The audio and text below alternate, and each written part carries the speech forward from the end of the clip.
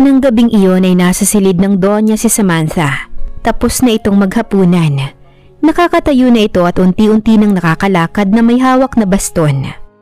Ay salamat at nakakalakad na akong muli at ito ay utang ko sa iyo, Samantha. Nasisiyahang sabi ng Donya. Lubos din po ang aking pasasalamat. Unang-una ay sa Panginoon at pangalawa ay sa sarili na rin ninyong pagsisikap na makalakad. Buong pusong sabi ng dalaga. Sabihin mo sa akin, Iha, wala ka bang ambisyon sa buhay mo o gusto mong manatili na lamang na isang katulong sa buong buhay mo? Tanong ng Donya. Mayroon ho. Nahihiyang sabi ng dalaga. Ano yun? Huwag ka nang mahiyang sabihin yun sa akin. Nalaman ko na nag-iisa ka na lang sa buhay at gusto kong makatulong na umunlad ang buhay mo. Gusto ko hong magpatuloy ng pag-aaral. Tapos ho ako ng high school at gusto kong mag-aral ng kolehiyo kung maaari. Walang problema.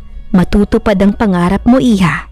Sa susunod na pasukan ay magsisimula ka ng mag-aral at gusto kong ituring mo akong isang kamag-anak. Lola na rin ang itawag mo sa akin dahil itinuturing na rin kitang isang apo. Napaiyak sa tuwa si Samantha. Hindi nito napigilan ng sarili at napayakap sa Donya. Salamat ho, Lola Maria. Hindi maipaliwanag ng Donya ang kanyang nadarama habang yakap ang dalaga. Ramdam niya ay parang apo na nga niya ito. Gayon din ang naramdaman ng dalaga. Ramdam niya ay parang totoo niyang lola ang Donya. Ngunit sa kanilang mga isip ay alam nilang imposibleng mangyari ang bagay na yon. Ang malimit na pag-uusap ni Kimboy at Samantha ay binigyan ng kakaibang kulay ni Alice. Isang gabi bago sila natulog ay inalam niya itong muli sa pamangkin. Tingin ko ay magkasundo kayo ni Kimboy. Nanliligaw ba siya sa'yo? Tanong niya. Hindi, tiya. Sagot ng dalaga. Hindi sa pinangungunahan kita, pero kung ako sa'yo ay iiwasan ko na siya.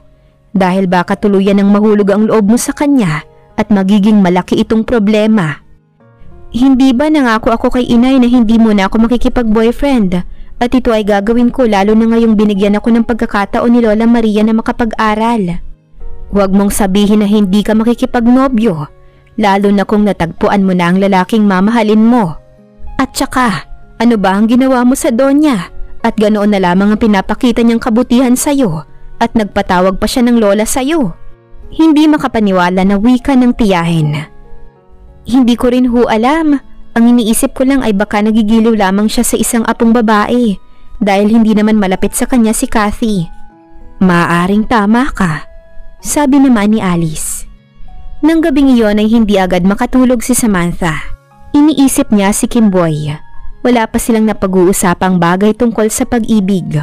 Wala rin siyang nahahalata na kakaibang kilos nito na maaaring isipin niyang may gusto ito sa kanya. Hindi rin niya alam kung may pagtingin siya rito, pero masaya sila kapag nag-uusap. Nangangarap siya na maaaring ibigin siya ng isang gwapo at mayamang lalaki. Ngunit biglang naalala naman niya si Rafael. Gwapo rin ito kahit bilad sa araw ang balat dahil sa pangingisda. Matangos ang ilong at alon-alon ang buhok. Kapag masaya ito ay ngumingiti pati ang mga mata. At kapag malungkot ay lumalamlam ang mga ito, nakatulad sa ilaw na malapit ng mapundi. Mataas ito sa kanya at may matitipunong katawan. Masipag ito at tinutulungan silang mag-ina sa kanilang karinderya. Maraming kadalagahan sa kanilang baryo ang nagkakagusto sa binata. Ngunit wala itong niligawan maliban sa kanya. Nakatapos na ng pag-aaral si Kimboy. Minabuti ng pamilya na handugan siya ng isang party. Sa gabing ito gaganapin at sa buong maghapon ng araw na iyon ay naging abala sina Samantha at mga kasama sa villa. Samantha, ipinatatawag ka ni Doña Maria. Sabi ni Inday nang pumasok ito sa kusina. Iwan mo na ang iyong ginagawa, Samantha. Puntahan mo na si Doña Maria. Dalhan mo na rin siya ng merienda. Sabi ni Alice na inihanda ang pagkain at inilagay sa tray. Nang magpunta sa silid si Samantha ay nakita niyang nakaupo sa sofa ang Donya. Ipinatatawag raw po ninyo ako, Lola Maria. Narito na rin po ang inyong merienda. Inilapag ng dalaga ang tray sa mesa. Ngayon ko na sila bibigyan ng sorpresa. Gusto kong makita nila na nakakalakad na ako. Siguradong matutuwa rin sina Sir Joseph at si Kimboy kapag nakita nilang nakakalakad na kayo. Nasisiyahang sabi ng dalaga. Oo, mamaya ay gusto kong ikaw ang nasa tabi ko. Papuntahin mo rito si Inday para tulungan akong magbihis. Mag-ayos ka na rin at magpaganda. Sunduin mo ako rito para sabay tayong haharap sa kanila. Opo, Lola. Masaya na saad ni Samantha. Iwan mo na ako. Alam kong marami ka pang gagawin. Mamaya mo na kunin ang tray. Oho. Binuksan na ng dalaga ang pinto at lumabas. Samantala, naglilibot si Cassie para alamin kung naaasikasong mabuti ng lahat ang dapat gawin. Napansin niyang wala si Samantha sa paligid. Nagtuloy siya sa kusina at nakita niyang wala rin doon ang dalaga. Papunta na siya sa silid ng biyanan nang masalubong niya ito. Bakit hindi ka tumutulong sa pag-aasikaso rito? Galit na tanong ni Cassie. Nagdala ho ako ng merienda kay Doña Maria.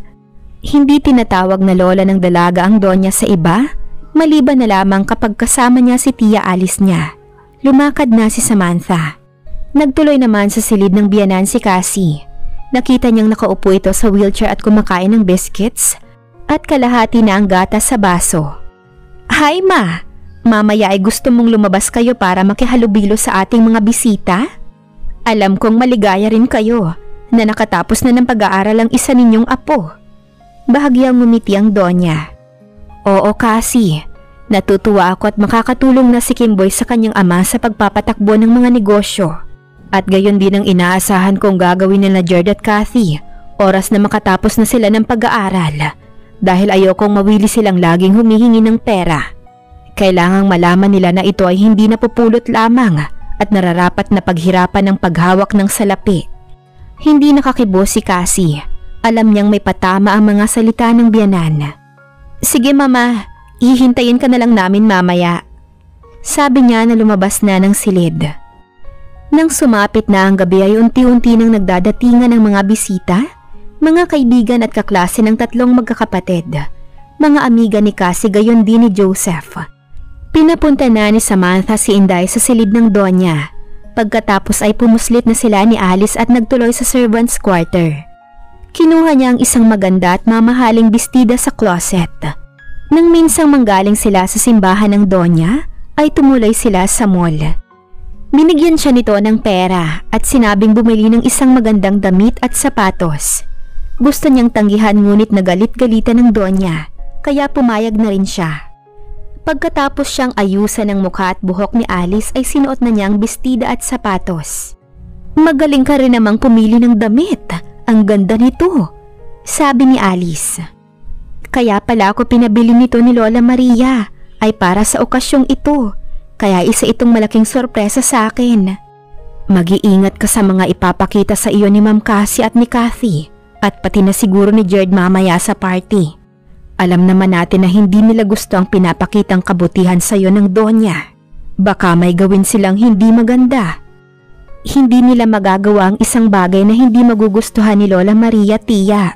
Sa maigsing panahon na pagkakatigil ko rito, ay marami na akong natuklasan tungkol sa kanila. Ang Donya ang siyang nasusunod dito at malaki ang respeto nila sa kanya.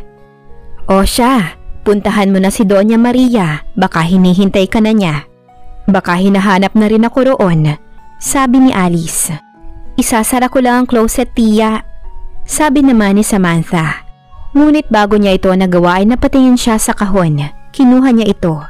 Binuksan at inilabas ang pulang kahita saka kinuha ang kwintas. Tia, maaari ko na sigurong isuot ito ngayon, sabi niya. Napatingin si Alice sa gintong kwintas. Bakit hindi? Makakaragdag ito para lalo kang gumanda ngayong gabi. Akin na, isusuot ko yan sa'yo. Kinuha niya ang kwintas at isinuot sa leeg ng dalaga.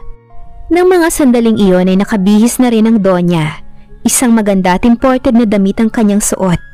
Maayos na nakasuklay ang kanyang buhok at nakamakeup ang kanyang mukha na ginawa ni Inday. Nang makalabas na ang katulong ay sunisian niya ang lock ng isang drawer ng tukador. Binuksan niya ito at kinuha ang isang jewelry box. Ito naman ang binuksan at nakita niyang maraming mamahalin at ginto niyang mga alahas. Kumuha siya ng isang pares ng hikaw at singseng. Isinuot ito at saka humarap sa salamin. Nahawakan niya ang kanyang leeg at naaalala niya ang isang kwintas na matagal na panahon na hindi niya nakikita.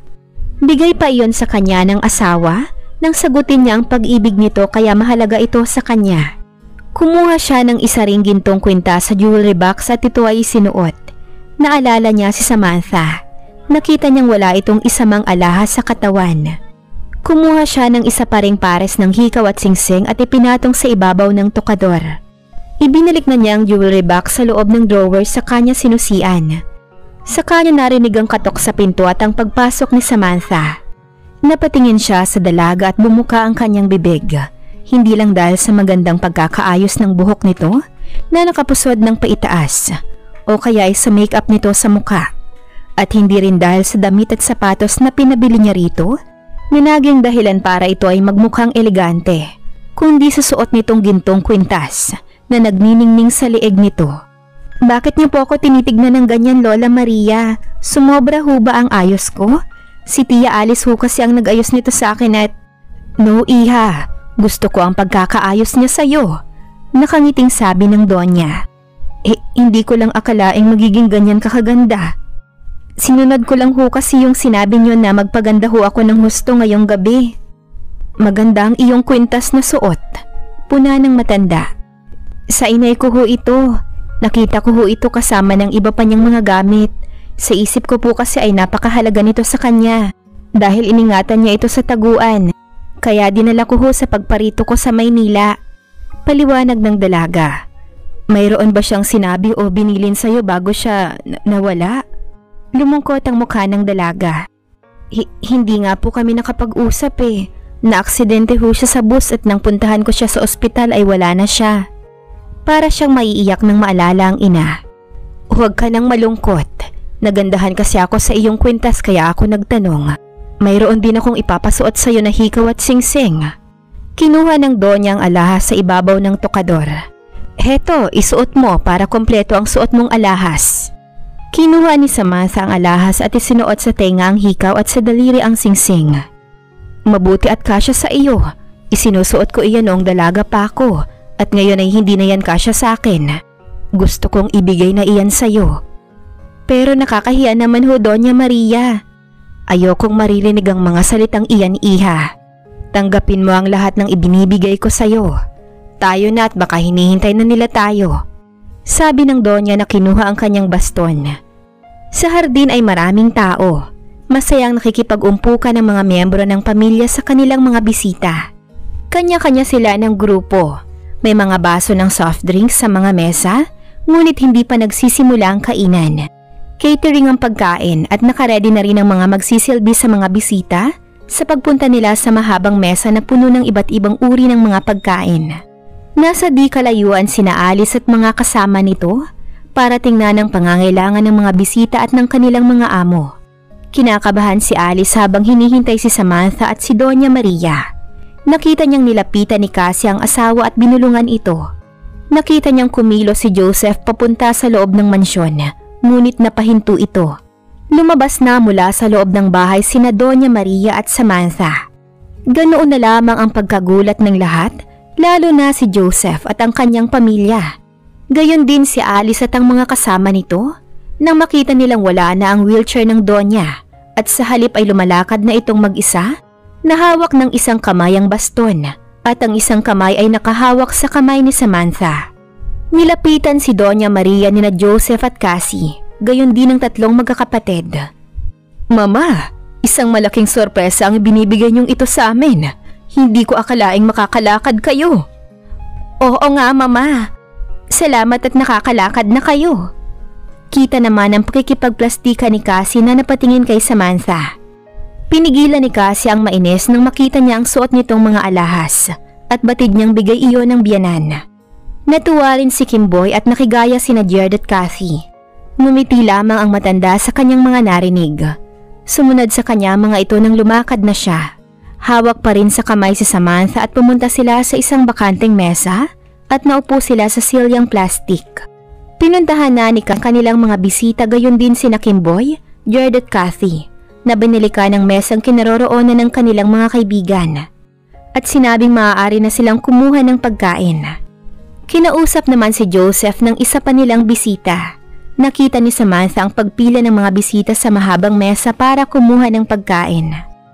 "Sandali lang ho at ikukuha ko ho kayo ng pagkain," sabi ni Samantha na tumayo at nagpunta sa mahabang mesa. Nakita ni Joseph ang ina na nag-iisa sa mesa. Tinapos na nito ang pakikipag-usap sa bisita at pinuntahan ng ina at naupo sa tabi nito. "Nakita ko na ang kwintas na ibinigay ko sa iyo noon." Nakakunot ang noong matagal na napatingin sa ina si Joseph. "Imposible, Mama. Paano ninyo makikita ang kwintas? Gayong matagal ng panahong nawala iyon." "Noon pa man ay hindi na ako naniniwala na totoong naiwala mo nga ang kwintas. Sinabi ko na maaaring may pinagbigyan ka nito at mukhang tama ang aking sinabi," sabi ng Donya. "Ay Mama, bakit kailangan balikan pa uli natin ang tungkol sa kwintas na yan?" Angal ni Joseph. "Sa nangyaring ito ay kailangan ko ang iyong paliwanag. Pero pag-uusapan natin ito ng tayong dalawa lamang pagkatapos ng pagtitipong ito." Naputol ang kanilang pag-uusap nang lumapit na si Samantha na may dalang pagkain. Napatingin sa dalaga si Joseph. Kumunot ang kanyang noo at napatingin siya sa ina at muling ibinalik ang tingin. Hindi sa mukha ng dalaga, kundi sa leeg nito, kung saan niya nakita ang kwintas na hinahanap sa kanya ng ina ng matagal ng panahon. Napalunok si Joseph at hindi makatingin ng diretso sa ina na nakatingin sa kanya para makita ang kanyang reaksyon. Tumayo na si Joseph. Sikasuhin ko na muna ang mga bisita. Narito na naman na si Samantha." Hindi makatingin sa ina na sabi ng anak. Tumalikod na siya at hindi na hinintay na magsalita ang ina. Hindi pa makatulog si Samantha ng sandaling iyon. Naaalala pa niya ang kakatapos na pagtitipon. Pagkatapos ng kainan ay nagpuntahan na ang mga bisita sa loob ng bahay para magsayawan. Nakaramdam na ng pagod ang Donya. Ngunit bago ito pumunta sa sariling silid ay tinawag nito si Kimboy at sinabing bahala na ito kay Samantha. At huwag itong iiwan hanggang sa matapos ang pagtitipon. Ipinakilala siya ng binata sa mga kaibigan nito at gusto sana niyang isayaw. Ngunit tumanggi siya at sinabing hindi siya marunong sumayaw. Nakipagkwentuhan na lamang sa kanila. Ngunit kung gaano na sorpresa ang lahat dahil nakakalakad na ang Donya, ay nasorpresa rin siya nang dumating ang isang babae na napag-alaman niyang ex-girlfriend ni Kimboy. Nakita niya ang katuwaan ni Cassie nang ito ay dumating at isikasuhin nito ng mabuti. Nawala ang atensyon ni Kimboy sa kanya dahil sa pagdating ng babae. Kaya lihim siyang umalis at nagpalit na ng damit at isinuot ang maid's uniform. At tinulungan si Tia Alice at ang kanilang mga kasama na nagliligpit na sa hardin habang nagkakatuwaan ang mga bisita sa malaking sala. Nakita niya nang lumabas sa hardin si Kimboy kasama ang babae at masinsinan silang nag-usap. Nang sumunod na mga araw ay hindi na sila gaanong nag-uusap ni Kimboy. Tumulong na ito sa ama sa pagpapatakbo ng kanilang negosyo at madalas na nitong kasama ang ex-girlfriend. Minsang nag-usap sila ay naipagtapat ng binata ang tungkol kay Olivia, ang pangalan ng babae at naging kaklase nito. Nag-break sila bago dumating ang dalaga sa villa. Napag-alaman ng dalaga na mahal pa rin nila ang isa't isa, kaya sila nagkabalikan. Mula noon ay nakita na ni Samantha na lalong sumigla at naging masayahin si Kimboy at nakita niya ang katuwaan ng ina nitong si Cassie. Pagkatapos din ng pagtitipong iyon ay sa komedor na rin kumakain ng Donya at laking gulat ng lahat nang sabihin nito na simula sa araw na iyon ay makakasama na rin nilang kumain si Samantha. Hindi nagawang mag-walk out o magprotesta ng sino man. Tanging masasamang tingin lamang ang ipinukol sa dalaga ng mga taong hindi kumbinsido sa ginawa ng Donya. Ngunit walang nagawa ang mga ito kundi sundin ang nais ni Donya Maria. Ano ang lihim sa likod ng kwintas na suot ng dalaga? Abangan sa susunod na kabanata. Please like, share, subscribe for more updates. Maraming salamat po.